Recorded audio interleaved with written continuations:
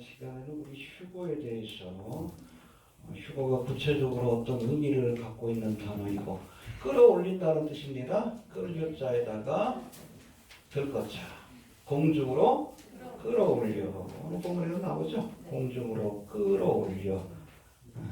데살로니가서 5장 여기 보니까 그 후에 우리 살아남은 자도 저희와 함께 구름 속으로 끌어올려. 요거를 한자로 하는 것이 휴거입니다. 이해가 됩니까? 그래서 뭐 휴거란 교리가 성경에 안 나온다. 무식한 소리예요. 휴거라는 단어는 없습니다.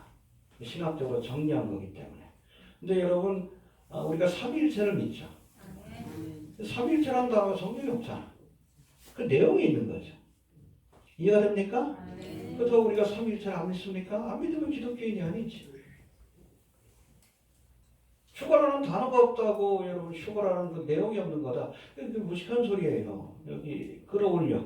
이게 바로 휴거를 의미하는 단어입니다. 그래서 대표적인 것이 바로 데살로니가전서 5장의 말씀과 또 고린도전서 15장. 여기서는 휴거를 뭐로 설명을 해요? 부활의 사건으로. 할렐루야. 여러분 구원 받으셨습니까? 근데 우리가 엄밀하게 따지면은 구원을 받긴 받았지만 엄밀히 따지면 구원의 약속을 받은 거예요. 그래서 요한복음에서는 이 구원을 영생, eternal life라고 얘기를 합니다. 예수 믿어도 죽습니다. 우리가 구원을 약속으로 받았기 때문에. 이 약속으로 받은 약속어음이죠. 이것이 실현되는 것이 바로 부활의 사건이고 휴거의 사건이에요. 이해가 됩니까? 영원히 죽지 않는 썩지 않는 몸으로 그래야 여러분 하나님의 나라를 유혹을 얻을 수 있기 때문에. 하나님의 나라는 영원히 썩지 않는 것이에요. 그래서 우리가 혈과 육은 하나님의 나라를 유혹을 얻지 못합니다. 이 몸을 가지고 우리가 하나님의 나라를 유혹을 얻을 수 없어요.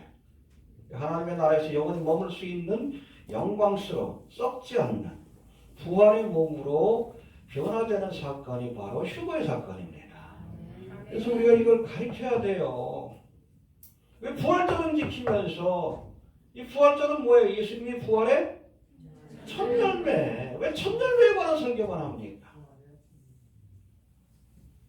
우리가 둘째 열매가 되는 거예요. 예수님이 첫 열매고 그리고 우리가 부활의 둘째 열매.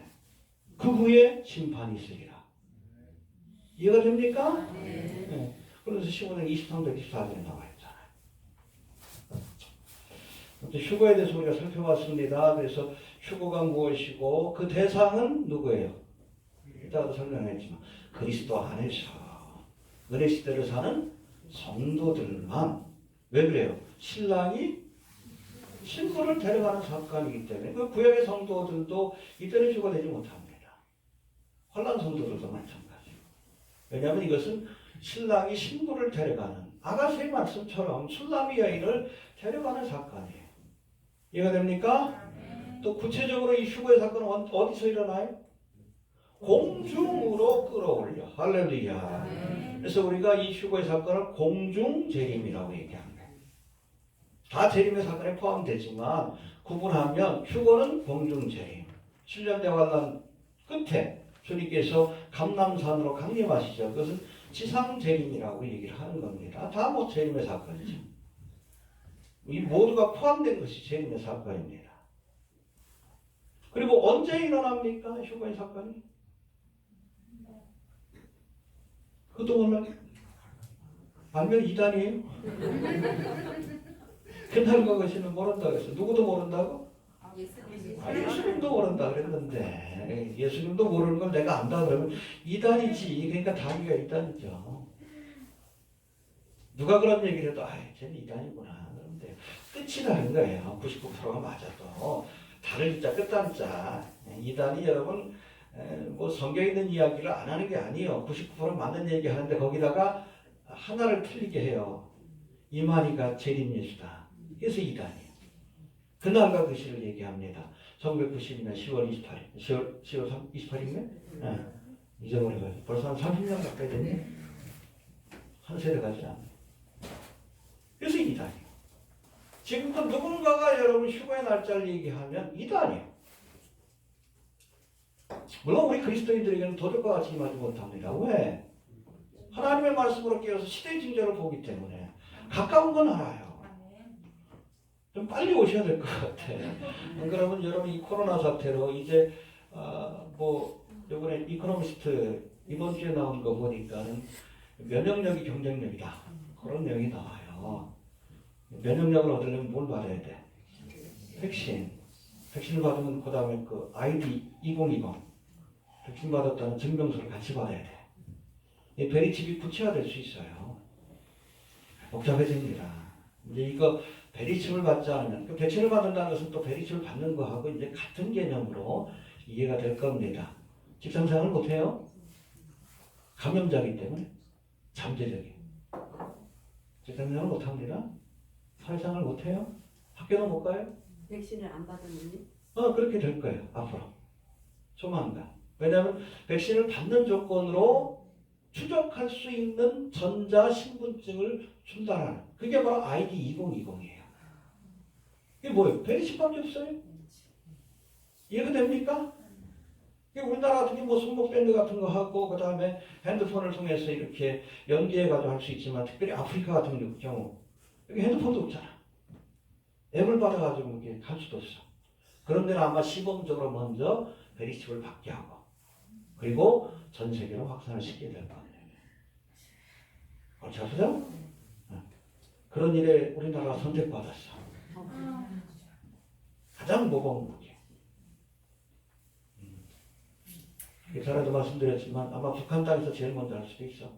북한을 개혁 개방하면서 아마 그 삼성하고 연계가 돼가지고 북한 주민들한테 백신을 다 놓아주는 대신에 백신을 받게 하는 하나의 실험실이 될 수도 있습니다. 그래서 그런 복잡한 일이 생기기 전에 빨리 오셨으면 좋겠어요. 제가 그런 얘기를 합니다. 늦어지면 복잡해져. 생각할 게 많고 고민할 게 많아요. 책도 이제 나올 것 같은데 이제 오셔도 될 것 같아요.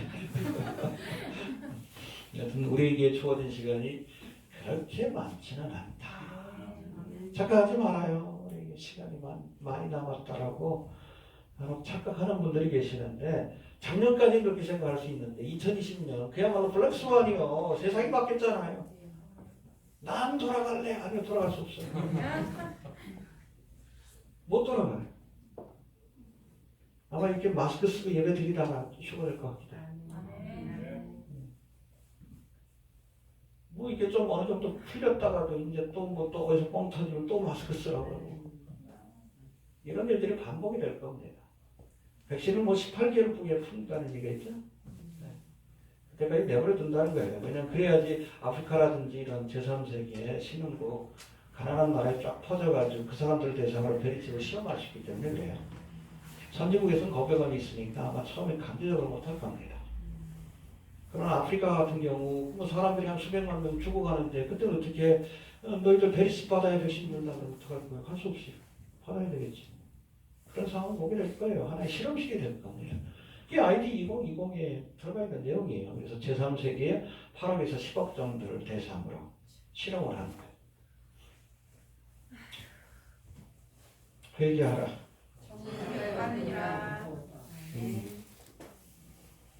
어떤 도적과 같이 옵니다. 그래서 그날과 그 시를 몰라요.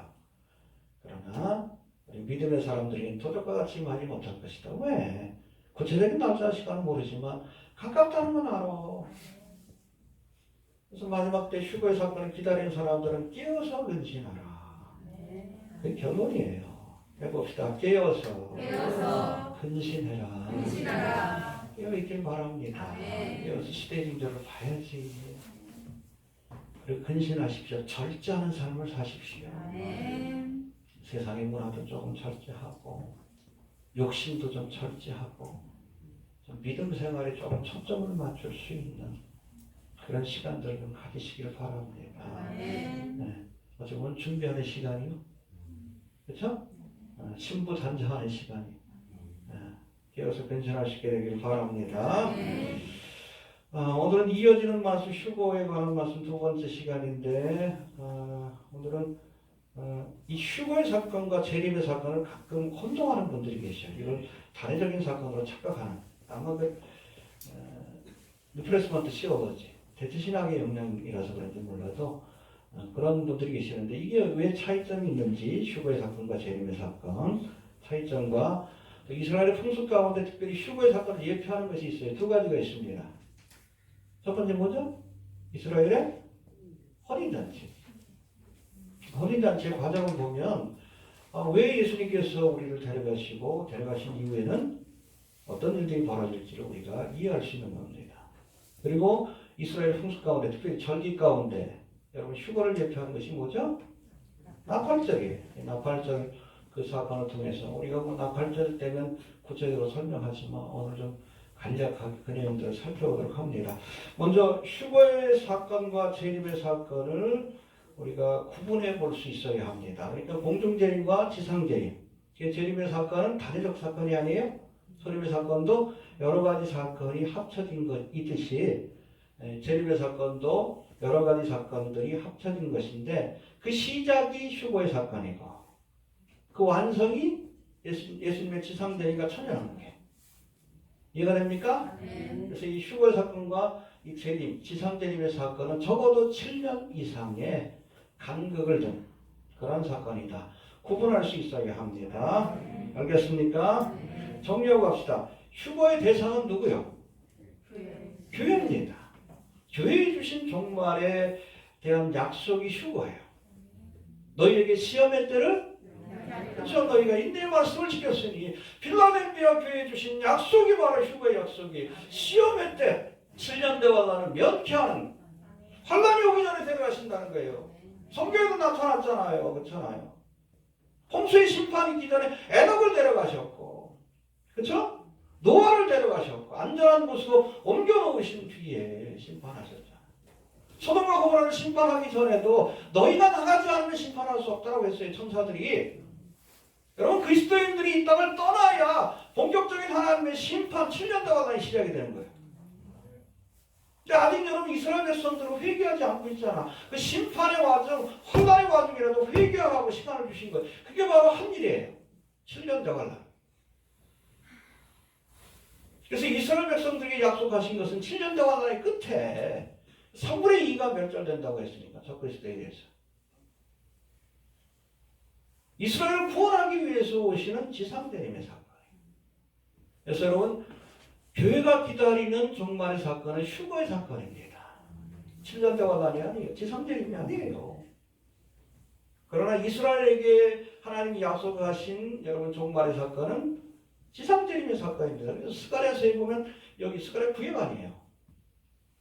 구약이 요한계시록이라고 하는데 거기 보면 예수님이 지상재림하는 모습을 아주 명확하게 자세하게 묘사하고 있습니다. 그 후로 어떻게 천년왕국이 펼쳐질지에 대해서 십자가에 보면 이따 한번 살펴봅니다. 그러니까 여러분 휴거의 대상은 누구요? 교회입니다. 재림의 약속은 누구에게 주어진 것이요? 이스라엘에게 주어진 것이고 그 세상 나라에게 주신 종말의 사건은 7년 동안 아니에요. 구분이 되시죠?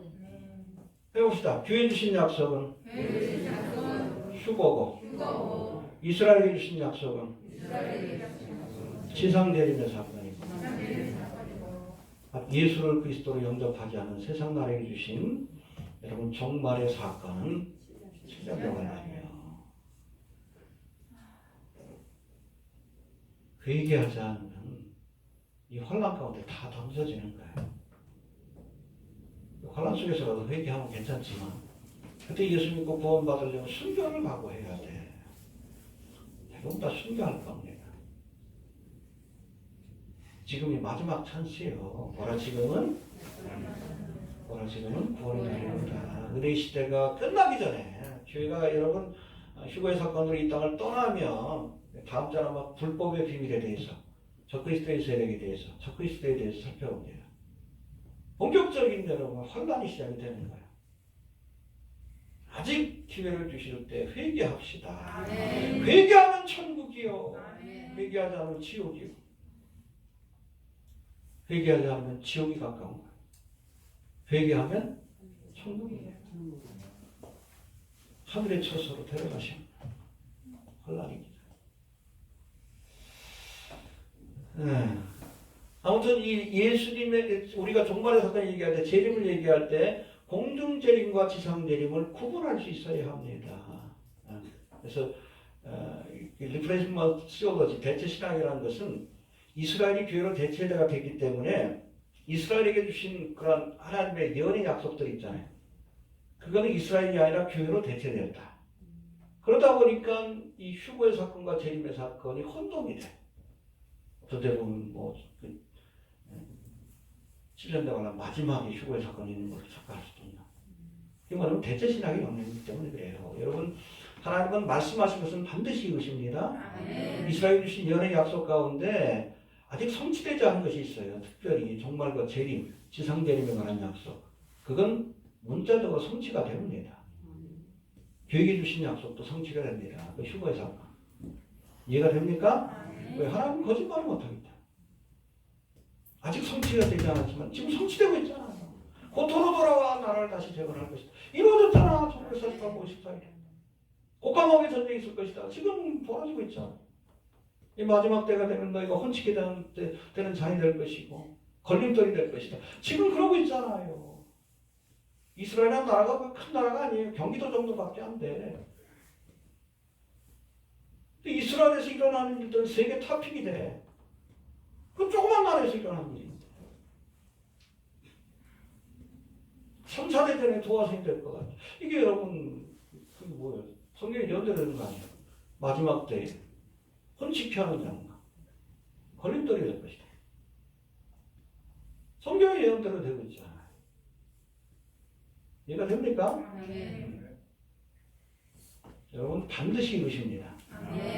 반드시 이루십니다. 왜? 하나님이 약속하신 것은 하나님은 거짓말을 못하기 때문에 반드시 이루시는 거예요. 초림의 사건이 그랬고 종말에 관한 예언의 말씀들이 실현되는 모습들을 보면서 짐승의 표, 페리시 보니까 짐승의 표 같잖아. 또 샌더스도 그렇게 얘기를 하는데 문자적으로 역사적으로 지금 펼쳐지고 있잖아. 마지막 때에 적그리스도의 나라가 세워질 것이다. 지금 그러고 있잖아요. 대충 끝나면 다니엘서 또 다시 할 거예요. 다니엘서 특별히 2장하고 7장 같은 경우에는 인류 역사를 쫙 해관해요. 이방인의 때로. 여러분 이방인의 때는 언제 시작이 됐어요?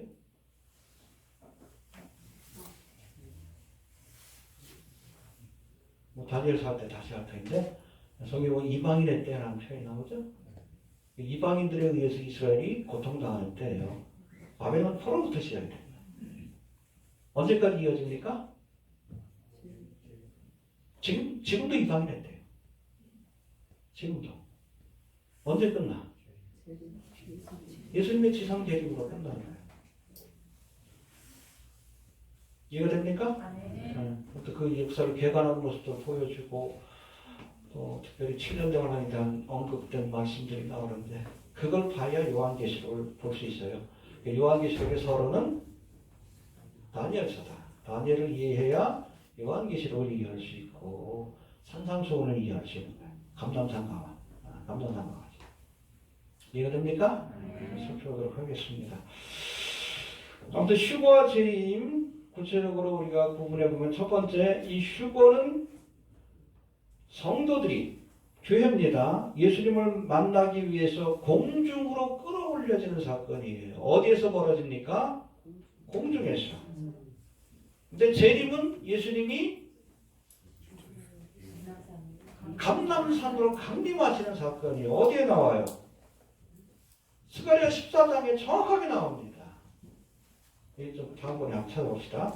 두 번째 휴거의 사건 때는 예루살렘에 있는 감람산에 아무런 일도 벌어지지 않습니다. 그냥 비밀스럽게 우리 신부인 교회를 데려가시는 사건이기 때문에.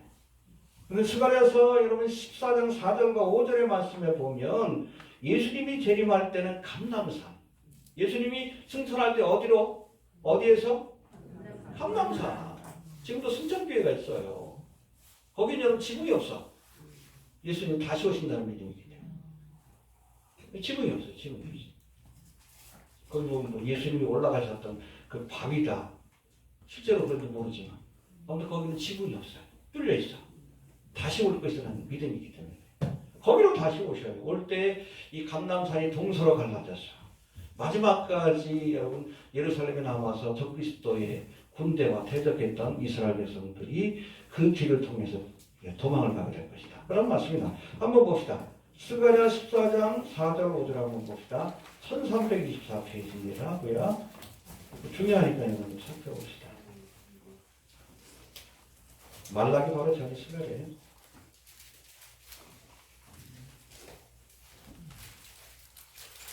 1324페이지.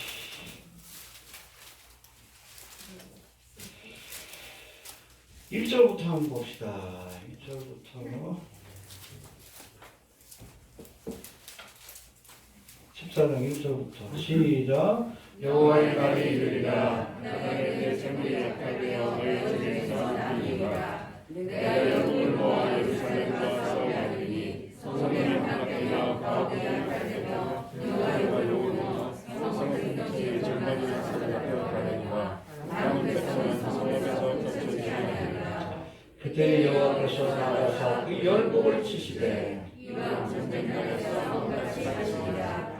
그날에 그의 발이 예루살렘 앞 그 동편 강남산에 서실 것이요 강남산은 고랑나무야 우주로 갈라져 배우는 골짜기가 되어서 절반은 북으로 절반은 남으로 옮기고 그 산 골짜기는 나셀까지 이르리라. 내가 그 산 골짜기로 도망하되 유다와 무시하시되 스지를 제하여 원하는 땅을 가르치리라. 나의 하나님 여호와께서 조심하시고 모든 거룩한 자가 저와 정하리라. 예, 여러분 성지순례를 가본 분들은 아시겠지만 예루살렘도 모리아 산입니다. 근데 동편에 또 산이 하나 있어. 이게 뭐예요? 감람산이에요. 예루살렘 모리아산, 시온산이 바로 옆에 있고 모리아산, 그리고 거기 골짜기가 하나 있습니다. 기드론 골짜기. 그리고 감람산이 있어요. 이 감람산에서 예수님이 나귀를 타고 기드론 골짜기를 통과해서 예루살렘으로 입성하신 거예요. 재림의 때도 마찬가지. 그쪽으로 재림하셔서 재림할 때 감람산이 갈라집니다. 예루살렘 성에서 끝까지 정하던 사람들이 그 길을 통해서 도망을 가는 거예요. 그리고 예수님이 들어가셔서 심판하시는 거예요. 이해가 됩니까? 네. 아무튼 재림할 때는 감람산이 갈라진다고 되어 있어요. 그러나 여러분 휴거의 사건에는 뭐 아무런 변화, 특별히 예루살렘에서 어떤 변화도 없을 겁니다. 이해가 됩니까? 구분이 되시죠? 또 세 번째, 휴거의 사건 때 살아있는 성도들이 부활의 영광스러운 몸으로 변화되어서 이 사건에 참여합니다. 할렐루야. 어? 부활의 몸으로 변화되어서 그리스도 안에서 잠자는 자들이 먼저 일어나고 무덤에서 잠자는 성도들이 먼저 일어나고 그 다음에 우리도 변화되어서 트랜스포메이션. 어떤 모습으로? 부활의 영광스러운 모습으로. 할렐루야. 그런 지상 재림할 때는 이 땅에 남아있는 성도들, 그렇죠? 환란을 통과한 이스라엘 가운데 3분의 2는 멸절하고 3분의 1은 남겨줄 것이라고 했어요. 이해가 됩니까? 그들은 여러분 부활의 몸으로 여러분 천년왕국에 참여하는 게 아니에요. 그냥 그 모습 그대로. 그리고 이방 가운데 환란을 통과한 사람들. 이해가 됩니까?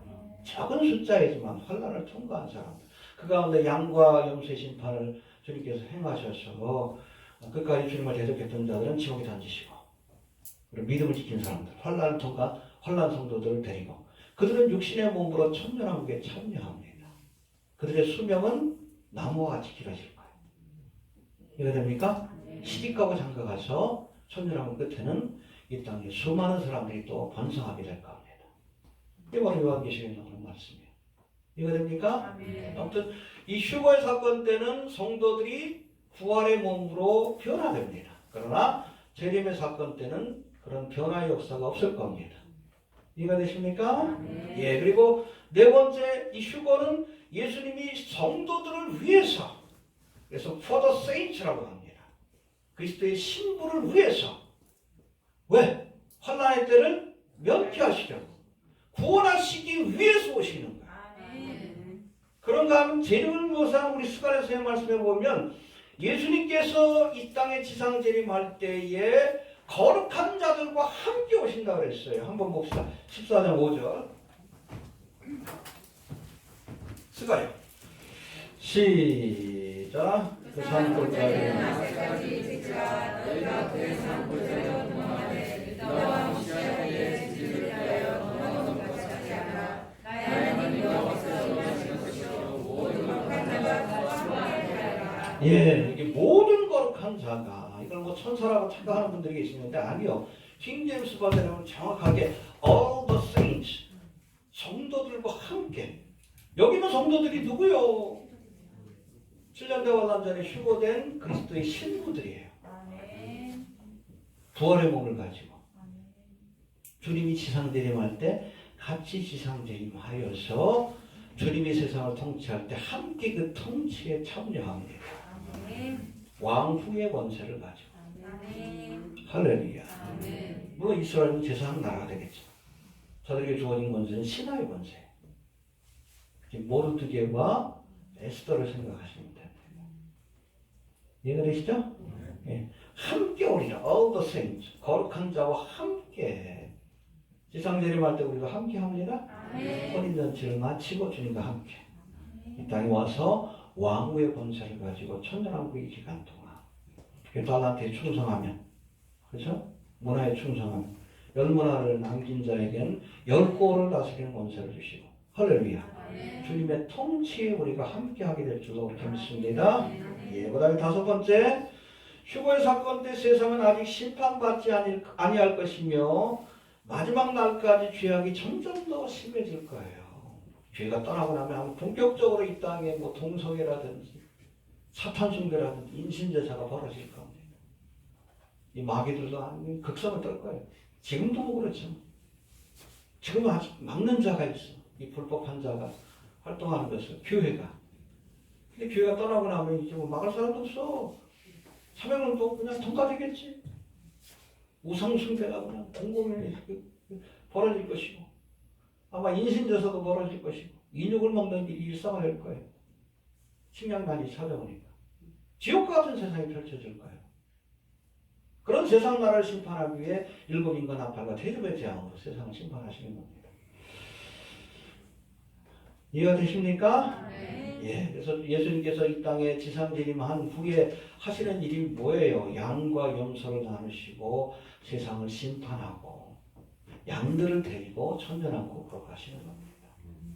이해가 됩니까? 휴거의 사건 때는 곧바로 심판하지 않아요? 물론 뭐 우리 그리스도인들은 상급을 위한 배마의 심판을 받긴 하겠지만, 알겠습니까? 예.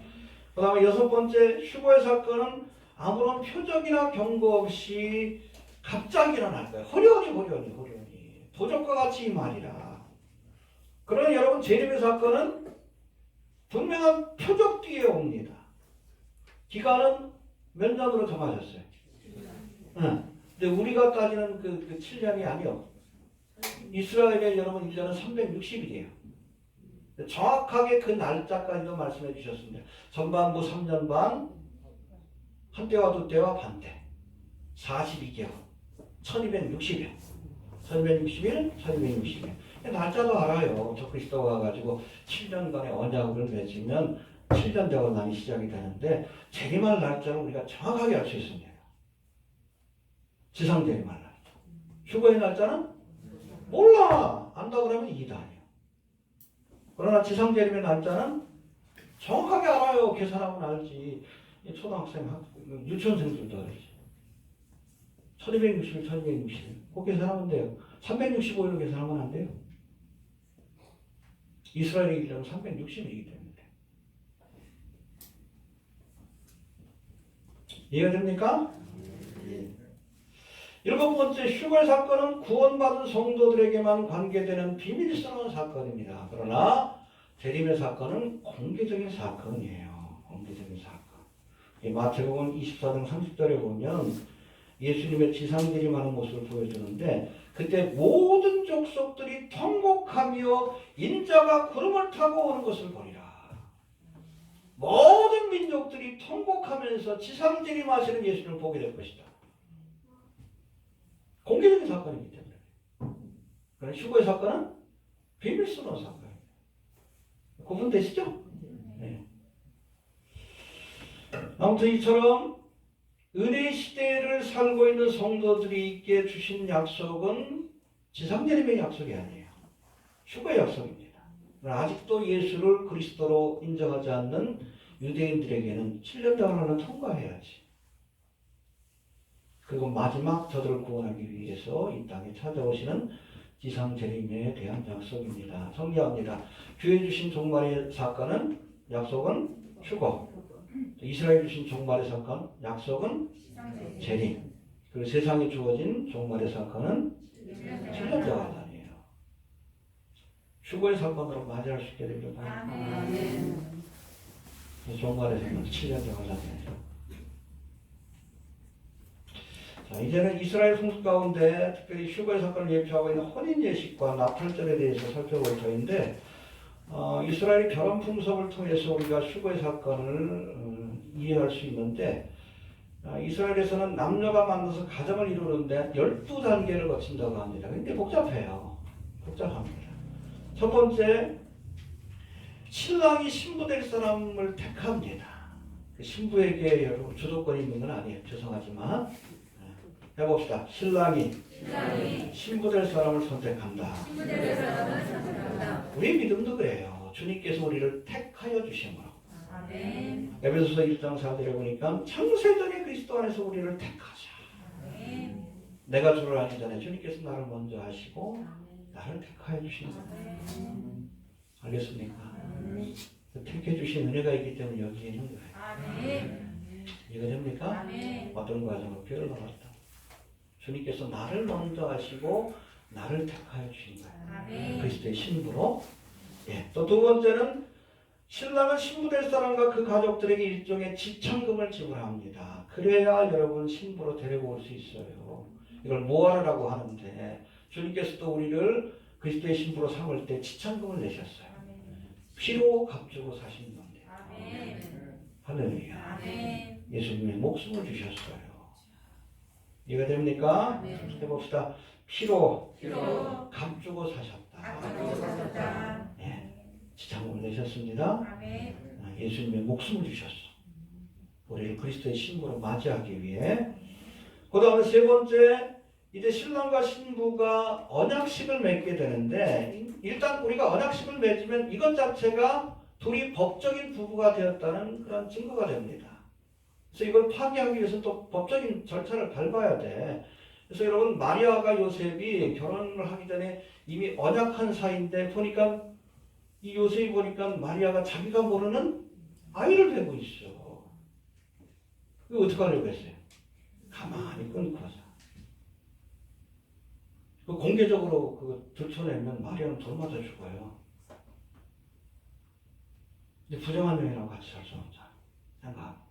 가만히 끊고자 할 때에 주의 천사가 와서 아니다. 성령을 잉태된 것이다. 아이를 낳으니 이름을 예수라 하라. 할렐루야. 그래서 마리아를 데려다가 아내로 삼은 거예요. 그리고 예수님을 낳을 때까지 동침하지 않은 거예요. 이해되십니까? 이미 법적인 부부예요. 이거를 파기하기 위해서도 법적인 절차를 밟아야 됩니다. 근데 이 요셉이 가만히 끊고자 했다는 것은 그래도 마리아를 사랑하는 거예요. 공개적으로 하면 돌 맞아줘. 이해되시죠? 그래서 정황이 그렇다고 이해하시면 됩니다. 자, 또 언약식을 맺게 되는데 네 번째는 언약식을 맺을 때 키투바라고 하는 공식 문서를 작성합니다. 그래서 거기에 이름을 기재해요. 신랑은 요셉이고 신부는 혼인 신고하는 겁니다. 그럼 우리가 예수 그리스도로 말미암아 하나님의 자녀가 되었을 때에 우리의 이름이 생명책에 기록이 되는 거예요. 이게 키투바예요. 할렐루야. 됐습니까? 예. 그다음에 다섯 번째는 이 언약식에는 반드시 신부의 동의가 있어야 합니다. 내가 저 사람을 신랑으로 삼겠습니다라고 대답해야 돼요. 우리가 마음으로 믿어? 입으로 시인하여? 그래서 기독교는 고백의 종교예요. 그래서 예배 시간에 어떤 분들 자꾸 뭐 저쪽 잘못된 그런 이야기들 들으시고 사도신경에 문제가 있다고 하는데 신앙 고백이 신앙의 가장 핵심이에요. 고백해야 돼. 예수님이 나의 구세주다. 고백해야 돼요. 기독교는 고백의 종교예요. 때로는 이 고백이 목숨을 내놓는 일일 수도 있어요. 그렇잖아요. 이슬람권에서 뭐 예수 믿을래 안 믿을래 고백하는 건 목숨을 내놓는 거예요. 그래도 고백해야 돼. 이해가 됩니까? 네. 여섯 번째, 신부에게 신랑이 준비한 선물을 주고 이제 신랑과 신부는 언약의 잔을 나누게 됩니다. 할렐루야. 여러분 예수님께서 십자가를 지시기 전에도 제자들과 함께 언약의 잔을 나누셨죠? 이 잔은 내 피로 세운 새 언약이니 이것을 행하여 마실 때마다 나를 기념하라. 할렐루야. 그리고 일곱 번째, 언약식을 마친 친구는 미크바라고 해서 이제 물에다 몸을 담그고 자신의 몸을 씻는 정결의 예식을 치릅니다. 해봅시다. 정결의 예식을 치른다. 그렇죠? 뭐 정절을 지키겠다는 뜻으로. 이 전통이 여러분 교회에 넘어와서 세리 예식으로. 알겠습니까? 네. 이어지는 거예요. 그 다음에 여덟 번째, 이제 언약식을 마치고 이 모든 절차가 끝나면 신랑이 신부의 곁을 떠납니다. 뭐하라? 그 여덟 번째, 아홉 번째. 해봅시다. 신랑이 신부의 집을, 신부의 곁을 떠나간다. 네, 떠나가. 이게 여덟 번째고, 왜 떠나가냐? 처소를 예비하기 위해서. 그래서 요한복음 14장 2절에 이제 예수님이 제자들 곁을 떠난다 그러니까 걱정하잖아. 걱정하지 마라. 내가 가면 또 다른 보혜사를 보내줄게. 내가 왜 가느냐? 처소를 예비하러 간다. 이거예요. 아버지 집에 가서 이제 부인하고 같이 머물 방을 만드는 거예요. 처소가 예비되면 오는 겁니다. 알겠습니까? 열 번째인데, 열 번째는 아버지 집으로 돌아가 처소를 예비하는 일을 마친 신랑은 이제 신부의 집에 찾아오는데 언제 올지 몰라. 한밤중에. 이스라엘 결혼식은 밤에 이루어지는데 졸지 말아야 돼. 여기 있어야 됩니다. 그 올 때 나팔 소리와 함께 가요. 소파 빠밤 빠밤 들어야 돼요. 못 듣고 있으면 안 돼. 이게 여러분 바로 휴거의 사건을 예표한 거예요. 이걸 내 수인이라고 그러니까 아무튼 이렇게 나팔 소리와 함께 찾아오게 되고, 11번째는 이제 신랑과 함께 아버지의 집으로 간 이 신부. 신부를 데려가는데 데려가서 어디에 머뭅니까? 예비한 처소에서 일주일간 머물러요. 그러니까 전에도 말씀드렸지만 신혼여행을 먼저 가고 그 다음에 혼인예식을 나중에 하는, 혼인잔치를 나중에 하는. 이게 먼저. 왜냐하면 법적인 부분이기 때문에 이미 얼마나 그 사랑하는 사람하고 같이 있고 싶겠어. 처소를 예비한 뒤에 데려가서 일주일 동안 그야말로 깊은 교제를 나누는 거예요. 할렐루야. 그럼 내수인이라고 합니다. 내수인의 시간을 가져요. 내수인. 그러니까 이 땅에 여러분 휴가 사건이 일어나면 우리는 내수인의 시간에 들어갑니다. 주님과 깊은 영적인 교제를 7년 동안. 할렐루야. 근데 이 땅에는 내수인의 시간이 벌어질 동안 이 땅에는 뭐요? 7년 동안. 그리스도인들에게 있어서 종말의 사건은 기쁜 날이요. 왜? 사랑하는 주님을 만나는 시간이에요. 구주를 생각만 해도 내 마음이 좋고, 그렇죠? 주님과 만나는 시간이요. 누구에게도 방해받지 않고 예수님과 내수인의 시간을 갖는 거예요. 7년 동안. 이해가 됩니까? 예, 이렇게 영적인 교제 시간을 7년 동안 갖고 난 뒤에 이제 뭐 결혼식은 7일입니다. 이 시간이라는 개념이 뭐 7년으로도 되니까. 12번째 7일간의 혼인은 내수인의 시간이 끝나는 마지막 날에 이제 신랑은 신부를 단장시켜서 사람들을 초대한 뒤에 뭘 엽니까? 혼인잔치를 여는 거예요. 7년 되고 난 끝에 혼인잔치가 있는 이유를 아시겠죠? 이때 여러분 휴거되는 게 아니에요. 이미 휴거되어서 7년 동안 내수인의 시간을 갖고 맨 마지막 여러분 혼인예식의 끝이 하이라이트가 혼인잔치예요. 이해가 되시죠? 네. 마태복음 20장에도 혼인잔치에 관한 비유가 나오는데 혼인잔치를 주례하는 분이 누굽니까? 아버지가 혼인잔치를 기획하는 거예요. 하나님 아버지가. 신랑은 누구예요? 신부는. 근데 신랑 신부만 있는 게 아니야. 초청받은 하객들도 있는 거 같아요. 이해가 됩니까? 이 하객들이 누구예요? 구약의 성도들, 환란 성도들. 여러분, 구약의 성도들은 혼인잔치는 참여해요. 혼인잔치 참여한다는 것은 구원의 자리에 들어간다는 거예요. 그러나 신부가 될 수 있는 권세는 얻지 못합니다. 그 권세는 누구에게만 주어져요? 은혜의 시대를 사는 성도들에게만, 주의 시대를 사는 성도들에게만. 할렐루야. 세례 요한도 그랬잖아요. 여자가 낳은 자 중에 이보다 큰 자가 없다. 그러나 하나님의 나라에서는 지극히 작은 자다. 그렇죠? 이보다 크니라. 요한복음 3장인가 나오죠. 거기 보면 이제 세례 요한을 쫓던 사람들이 세례 요한 예수님께 세례를 주고 나니까 다 예수님께로 가요. 남은 제자들이 선생님을 쫓던 사람들이 다 예수께로 갔습니다. 섭섭하지 않습니까? 뭐 그런 내용이죠. 그때 여러분 세례 요한이 뭐라고 합니까? 그는 흥하여야 되고 나는 쇠어야 하리라. 그러면서 그렇게 얘기합니다. 나는 신랑이 아니다. 신부를 신랑에게 인도하는 들러리다. 할렐루야. 여러분 구약에 나온 인물 가운데 가장 큰 인물을 세례 요한이라고 하는데 이 세례 요한도 신부가 될 수 있는 특권을 못 얻는 거야. 우리에게만 주어진 특별한 은혜. 할렐루야. 구약의 성도는 일반적으로는 여러분 그리스도의 신부가 아니라 하나님의 신부로 묘사돼 가장 분명한 그 사건이 호세아에게 주신 그 예언의 말씀을 통해서 우리 확인할 수 있는데 하나님께서 호세아 선지자에게 여자를 데려다가 부인으로 삼으라고 그러죠. 어떤 여자? 매운 뿔에 있는 여자를 데려다가 부인으로 삼으라고 그래요. 일부러. 예표적 사건이기 때문에. 그게 고멜이라는 여자. 이게 바로 이스라엘 상징이에요. 하나님의 신부로서 선택받은 고멜이. 그런데 하나님께 충성하는 것이 아니라 이웃 남자들과 바람을 펴요. 그래서 아들을 낳는데 보니까 나를 닮은 게 없어. 이름을 뭐라고 해야 돼? 로암미. 내 백성이 아니다. 내 자식이 아니다. 기가 막힌 거지. 그 사건을 통해서 하나님께서 이스라엘을 그렇게 사랑했는데 너희가 나를 배반하고 우상 숭배기로 갔다. 그 죄를 지적하신 거예요. 그래서 예루살렘이 멸망한 거예요. 그래서 하나님의 신부로 묘사되기는 하지만 그리스도의 신부로 묘사되지 않습니다.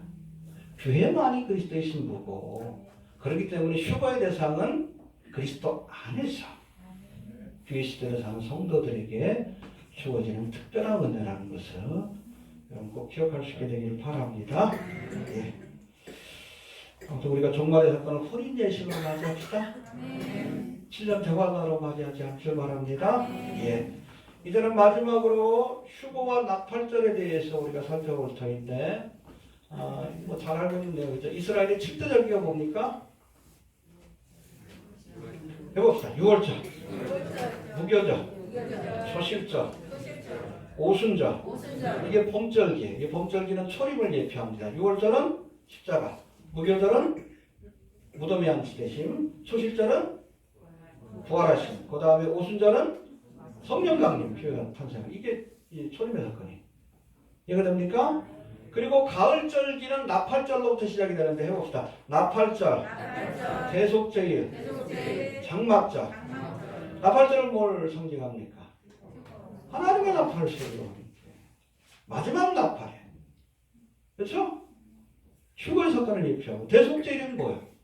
이스라엘이 회개하는 날이요. 7일의 기간 동안 7년 동안의 기간 동안에 민족적으로 회개하여 찌른 바들을 바라보면서 예수님을 메시아로 깨닫고 회개하게 될 거예요.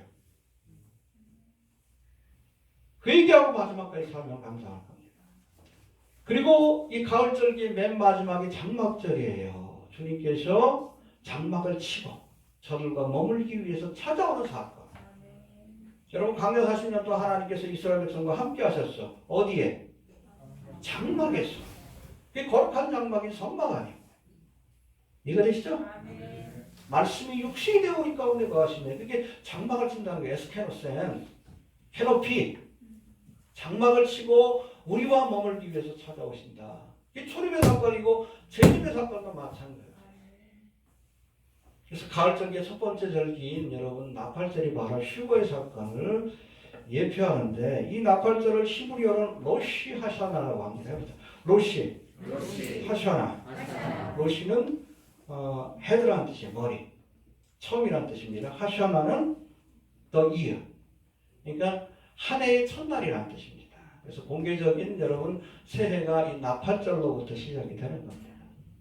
이해가 되시죠? 예, 요거는 또 다른 말로는 용테루아라고 하는데 용은 날이라는 뜻이에요. 테루아는 나팔을 부는 날이라는 뜻입니다. 해봅시다. 나팔을 부는 날이다. 예, 그래서 이 나팔절에는 뭘 불러요?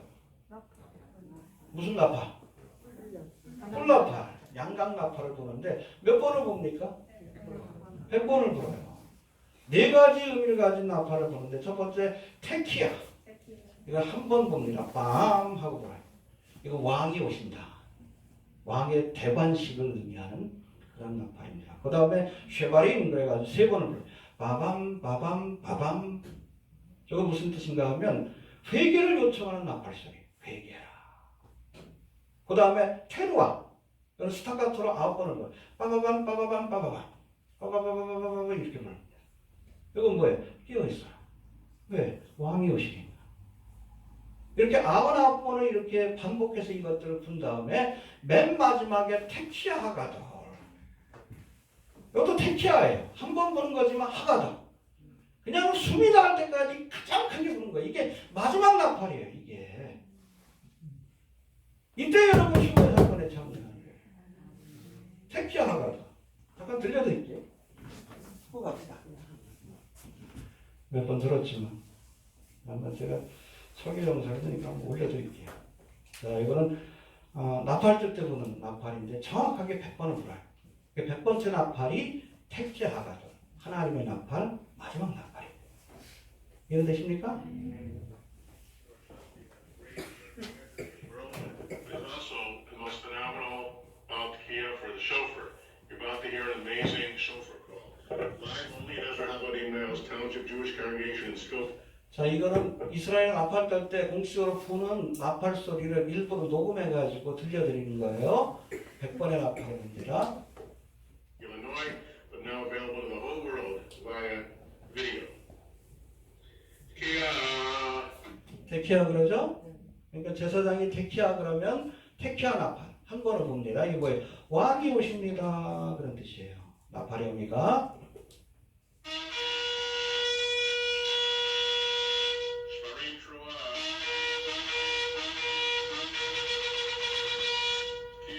쉐바림하고 테루아를 같이 불죠? 쉐바림은 뭐예요? 세 번 부는 겁니다. 바밤, 바밤, 바밤. 회개하라는 뜻이에요.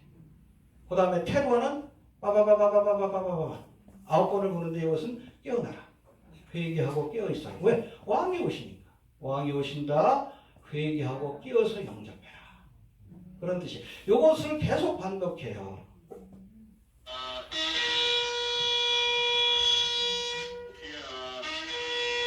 왕이 오신다. Shvarim Trua. 회개하여 깨어있으라. Tekiah. 왕이 오신다. Tekiah. 왕이 오신다. Shvarim Trua. 회개하여 깨어있으라. Tekiah. 왕이 오신다.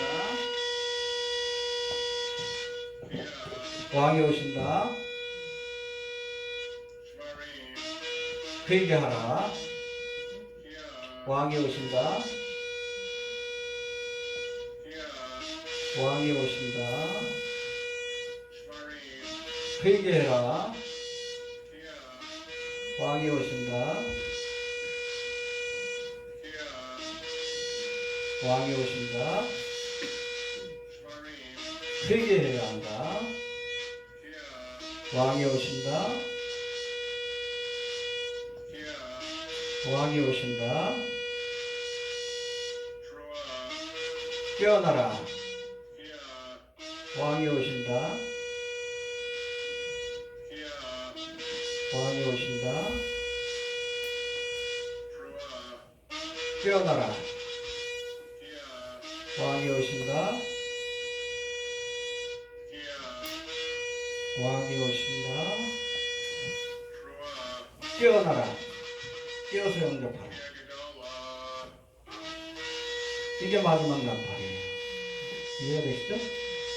이때 우리의 몸이 변화되어서 예수님을 영접하러 가게 될 겁니다. 그러니까 앞에는 99번의 나팔 소리는 딴 거 아니에요. 왕이 오신다, 회개하고 깨어서 영접하라. 뭐 정확한 건 아니지만 이 휴거의 사건도 비슷하지 않을까. 여기 한 2분 정도 되는데 모르겠지만 아무튼 우리에게 좀 깨어서 준비할 수 있는 시간. 그러니까 뭐 우리가 성소에 들어가기 전에 손과 발을 닦는 목욕은 했지만 그런 시간을 좀 주지 않을까. 저는 뭐 개인적인 해석입니다. 다른 분들이 그렇게 해석하는 건 아니고 좀 그런 생각도 좀 들어요. 아무튼 택기하가들이 바로 이 나팔절에 보는 마지막 나팔 소리. 이 마지막 나팔에 우리가 변화되어서 할렐루야. 주님을 영접하러 가게 될 줄로 이렇게 믿습니다. 예. 정리합니다. 여러분, 교회에 주신 종말에 대한 약속은 뭐예요? 휴거의 사건입니다. 이스라엘에 주신 종말에 대한 약속은 재림의 사건이에요. 이거 구분할 수 있어야 돼요? 분명히 다릅니다. 장소도 다르고 뭐 시점도 다르고 다 다른 거예요.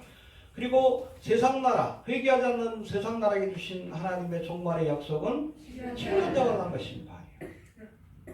회개하면 천국이고 그렇지 않으면 지옥과 같은 세상이 펼쳐지는 겁니다. 알겠습니까? 그래서 여러분 우리 휴거의 사건은 혼인 예식이 시작되는 사건입니다. 할렐루야. 이미 우리가 언약을 맺고 그리스도의 신부지만 주님께서 우리를 예비한 처소로 데려가심으로 7년 동안 내수인의 시간이 펼쳐져요. 주님과 깊은 영적인 교제를 나누고 마지막에 혼인잔치를 하고 주님과 함께 지상재림하여 이 땅을 통치하게 될 겁니다. 할렐루야.